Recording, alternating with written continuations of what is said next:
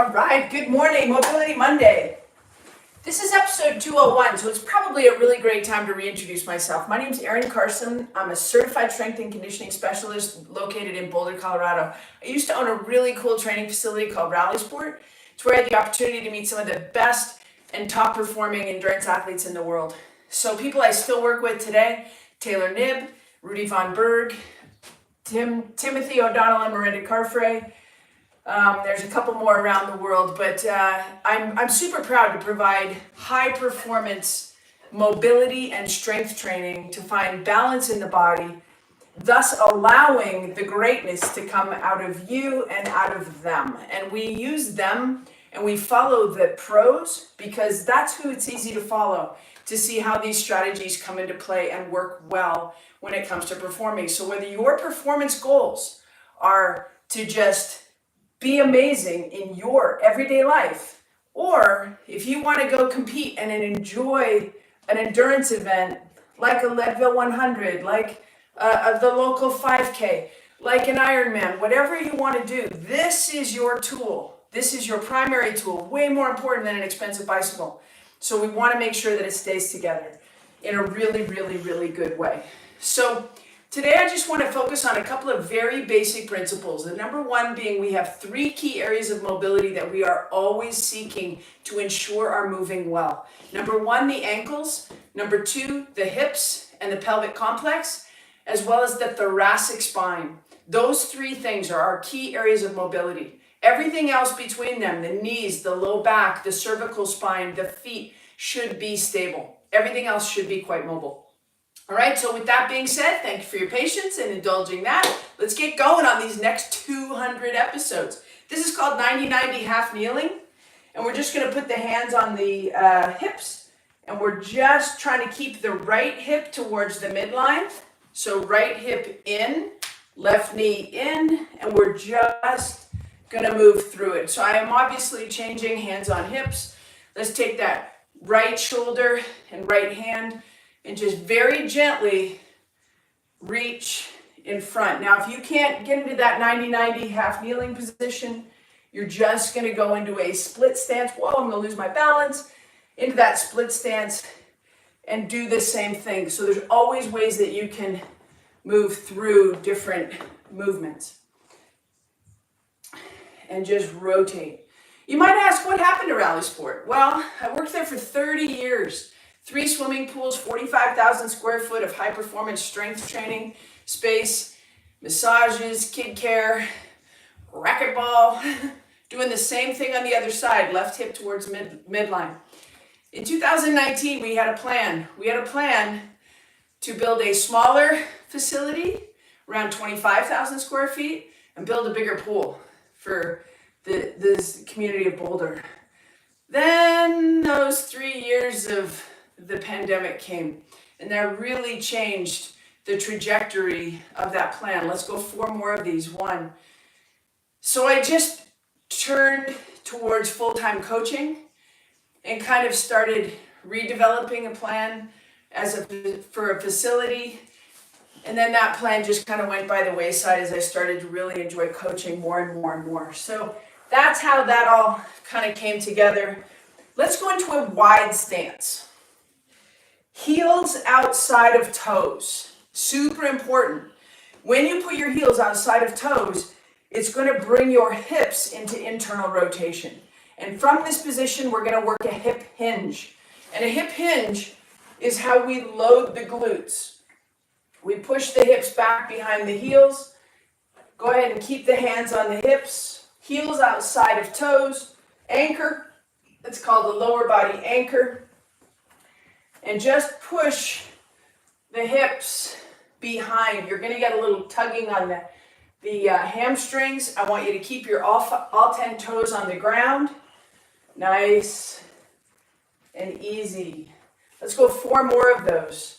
Hinge. Keep that chest up. 1. Spine should not move. 2, 3, 4. 1 more. And 5. So that starts to let the hamstrings get a little bit of tension into them. We're not stretching them per se, but we are loading them. All right, so now Let's step to the back. So your feet will end up being perpendicular, and we're just opening up the hips, but then we have to use some muscles, and there's a little bit of momentum for sure, to bring it back to center. 3, we're gonna go 10 of these. 4, I was hoping you'd come. This is Jackson. 5, many of you have known Jackson his whole life. 7, 8, this is called a transverse step. 9, and 10. Good, same thing other side. See, seems very simple. And in many respects, it is very simple. We want things to be simple. One of my favorite mentors is a strength coach named Mark Verstegen. Mark started a company called Athletes Performance. It's now known as Exos Performance. But he said something profound that has stuck with me my entire career. Simple things done savagely well. Simple things done savagely well. And that is, let's go into a wide stance again, anchor it. We're gonna glide. So first move is gonna be a hinge, push the hips back, and then glide. And you can see I kind of automatically put my hands to the front because it allows me to push my hands to the back. There's that little bit of counterbalance. 3, as we do the glide, the most important thing is that this lead side stays in. It wants to go out. Keep it in. Good. You can stay square with your upper body. Let's go 3 more. Loading laterally. 2, 1 more, and 3. So by loading laterally, we are activating. I do this because I don't really like the word activating, but we're kind of asking the body to perform. So as we load to the right hip has to stabilize so I don't keep going. And then this muscle, the opposite side adductor, inner thigh muscle, has to lengthen in conjunction with this firing. So fires here, stable, lengthens here, gives the body space. Let's go 4 more. 1, 2, I apologize if I'm a little off on right side, left side. So if you're counting and being meticulous, please don't hesitate to do a couple of extra, okay? Good job. So we get a little bit of blood moving with our standing postures and standing movements. Now let's go ahead into seated 90-90. 90 degrees on your right knee. We're sitting on the right butt, right hip. Left leg back. And all we're going to do here, if you take a 45-degree angle off the knee, we're going to reach and drop the sternum to the femur. Sternum being your breastbone, femur being the big bone in the upper leg. So drop the chest straight on top and then add a reach. Good, and I've got my body weight supported over here on the right side. 3, and we're just letting the weight of the body and the assistance of gravity pull us into internal rotation on that right hip. 4, 5.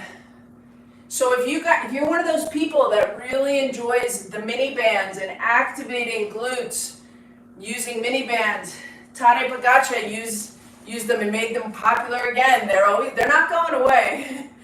But the bottom line is you should be mobile before you start activating muscles that are already quite tight.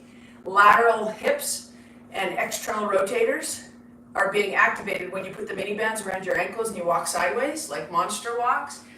If you can find some time to just do this movement before that will be better. Does that make sense? I definitely have some mini bands. I use them a little bit too, but I think they've been overplayed a little bit. 4, 5, 6. If you feel like you want to just lay in that posture for a second. 7, 8. And that just takes us into a nice internal rotation on that left hip. All right, so now let's go into a seated position, wide feet. We go seated, happy hips. Now, I've got a little left shoulder thing going on, probably from my golfing, but I can feel that it's going to limit my hip motion as well. So it's interesting how you start guarding one joint and another joint has to kind of pay the price. So I've got to kind of accommodate that. You should be able to just toggle your hips without moving your arms. My shoulder's a little lit today, so I'm just going to give it some space and grace. And we just do happy hips seated. We also do happy hips laying down. I'm not going to do that one today. All right, let's talk about the pelvis. From right here, I want to lay on the back, feet directly under the knees, and I want a small activation of pubic bone to belly button. So from right there, just flatten your low back, pull your pubic bone away from the ground. Your hips are going to go flat. Now, let's just go 5 pelvic tilts. So we're going to drop the pubic bone, create space under the low back, and you'll feel pointy hips. Pubic bone down, up. So right there it's down, I got pointy hips. Pubic bone to belly button creates neutral pelvis. 3, 4, and 5. Good. Now, when we really want to work on neutral pelvis, so if you've spent lots of hours on the bicycle, let's go into this double knee grab. This will always be kind of a happy position. If you're a yoga person, you know the movement called happy baby. I don't know that you need to do that much extreme, but if you do it all the time, then keep doing it. It's probably helping you. Most of us are just fine grabbing the knees. Let the sacrum be long from the back of the head and just kind of hang out there. I don't have a lot of tension. I'm not trying to pull my knees as tight as I can. Just go into the position. And then when we go out with that left side, push through the heel, pull the toe towards the shin, we're just going to create a little bit of hip decoupling. And I should be able to keep a flat hip on the straight leg. Check that out as you do that. So grab that left leg, check the right hip. See if you can drop and create space in the front side of the hip, the anterior hip capsule, and create space there. 2, 2, 3, 3, 4, 4, 5, and 5. Good. All right, next one from here. Go ahead and just lay comfortably. I don't want any contraction in the abdomen. And all we're going to do is put the hands on the ground and lift the right hip. Lift the right hip off the ground. There should be able to be small space under the glute. And we're just going to go each side, just a little lift of the hip. That makes me want to start to create more space through the belly. 4, 4, 5. Good. Arms out to the side. We're just going to do a low leg sweep. And I'm going to do it with a bent leg today. 1, 1, 2, 2, 3, 3,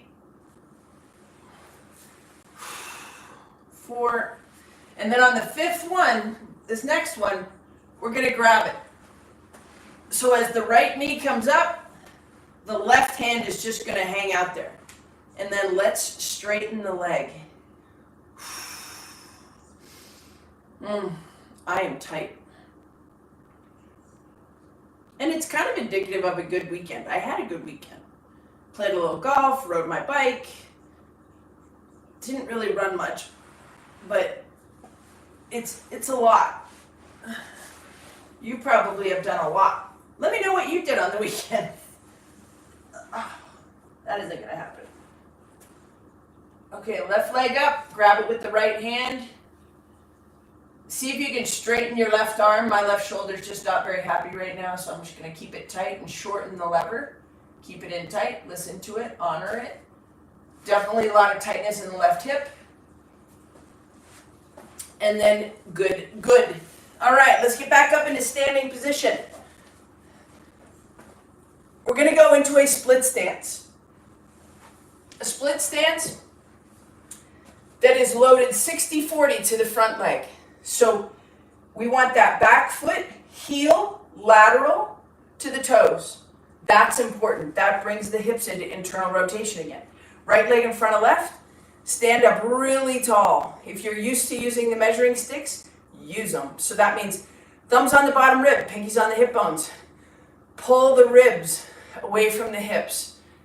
Right there, I want you to peek over the cliff. So if you had a plumb line, it would go straight down from your nose, 6 inches in front of your toe.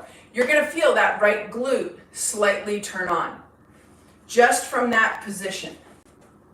So we're internally rotated with the hips, the feet are anchored, the nose is 6 inches in front of the toes, spine is long, and we're just hanging out right there, and you can feel that right butt is starting to work. It doesn't have to be this massive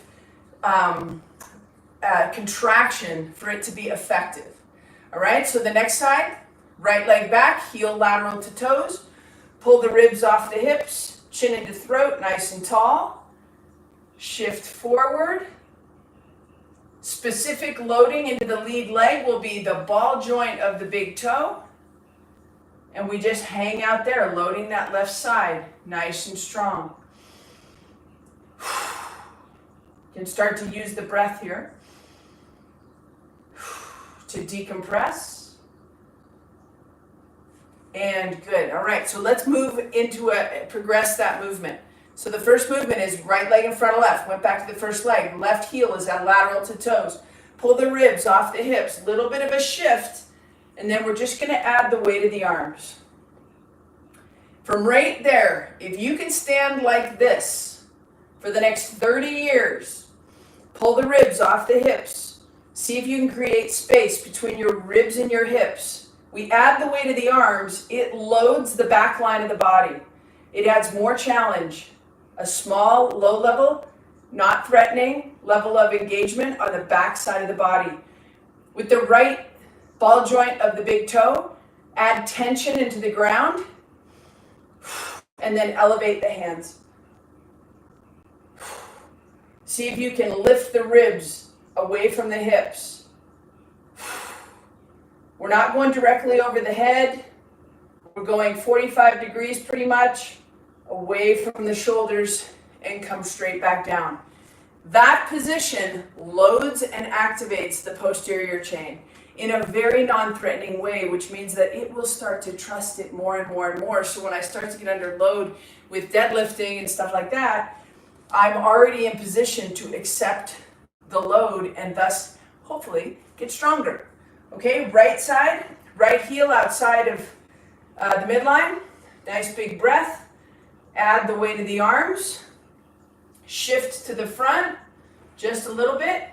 Pull the ribs off the hips. Drop your elbows. I don't want you reaching. Make sure your scapula are low on the ribs, and then go ahead and elevate.